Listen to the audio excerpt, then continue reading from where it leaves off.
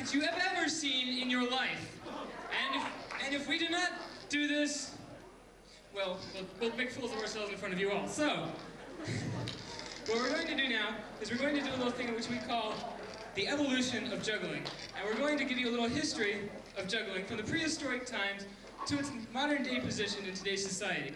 Now, first of all, you have to understand that you are the audience and we are the jugglers.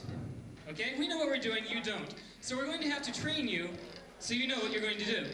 Okay? Now then, everyone from about the center here to this side, you are the ooh section. You are very important because you're going to boost our egos when we do tricks.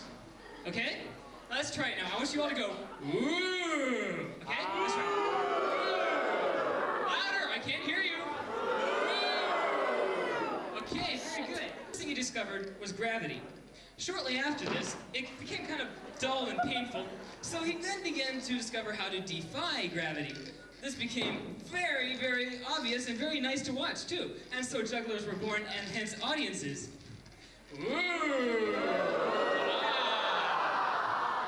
Now the other thing you have to notice is that it's occasionally E.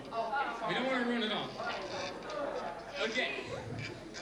Now, you have to understand, this is European men we're talking about. Now, I want to talk about other men in, like, Antarctica. They're going to be, at this time and point, they're discovering penguins, okay? And I want to talk about penguins for just a minute.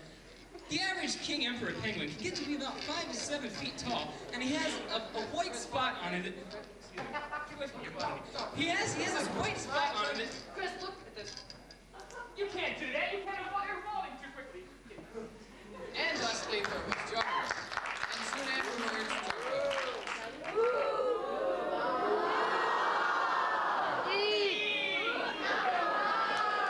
first and most common of which is, of course, the drop. This is often confused with the miss, which is a variation of the drop, but less intentional and a bit more awkward looking. It is also soon followed by a move called the chase. The second and more appropriately named trick is the fool's juggle. Oh,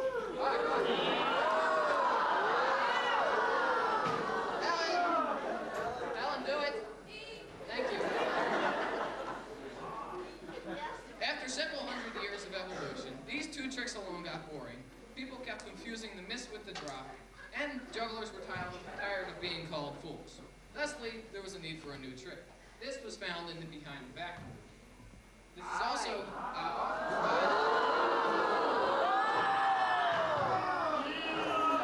this is often combined with the drop, but is more commonly combined with the miss.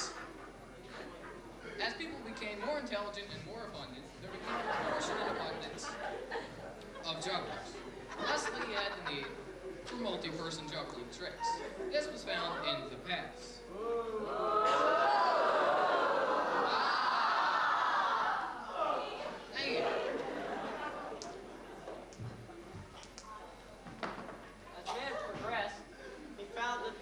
First problem with juggling was stopping. I tend to like to force it on somebody else and just, go on with my life. It's really a lot better that way, and, he can deal with it, I think. Anyway, so as man progressed, he started getting bored with balls and stones, and so they had to invent something new. Dr. H.A. Thag, the first doctor of juggling, set off to find something else that was good for juggling. After 5 years of study in juggling-proof conditions, he invented the club. The club is long and thin and cylindrical in nature, and it is very good at flipping, which makes it good for juggling.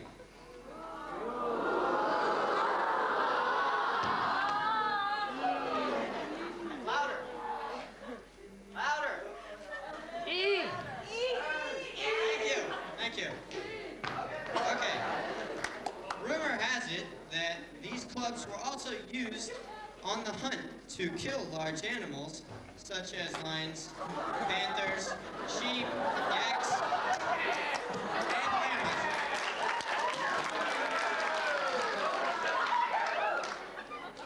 Dr. Thag, being very happy with this first invention, he set out on a new idea. torches. However, due to the fact that fire had not yet been invented, they had trouble lighting the torches, and they were a little more exciting than clubs.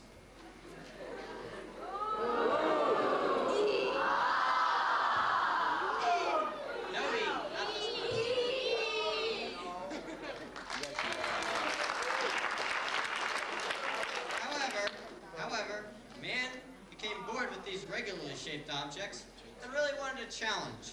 Where's the chainsaw? So, his next invention was... Chainsaw. babies. And with babies, baby food and baby toys and Pampers. These proved to be very interesting to juggling and a lot more challenging. It gave new meaning to the drop.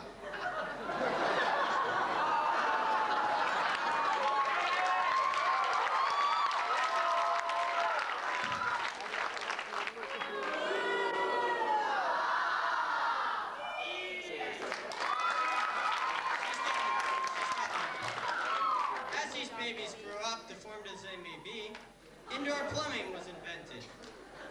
And things to clean up indoor plumbing with.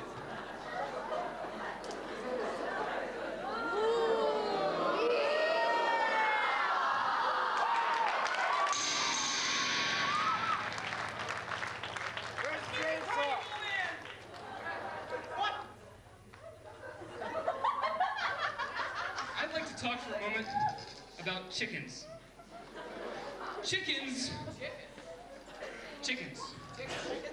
Chickens are a small, flightless bird, often used for domestic purposes, which we won't go into right now. But there are two most commonly asked questions about chickens. The first is, do they have lips? Well, I don't think I can go into that right now, but see me after the show, maybe I'll explain it to you.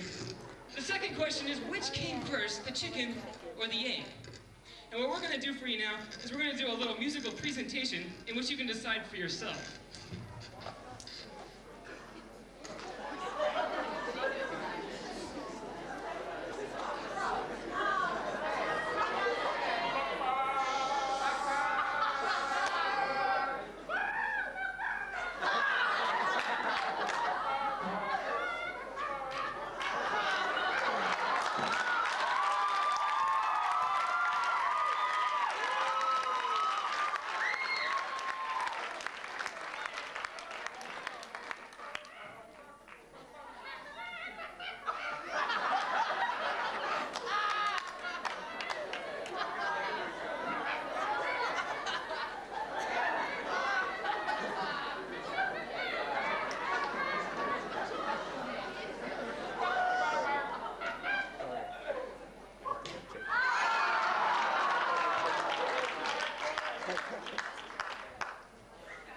Thank you.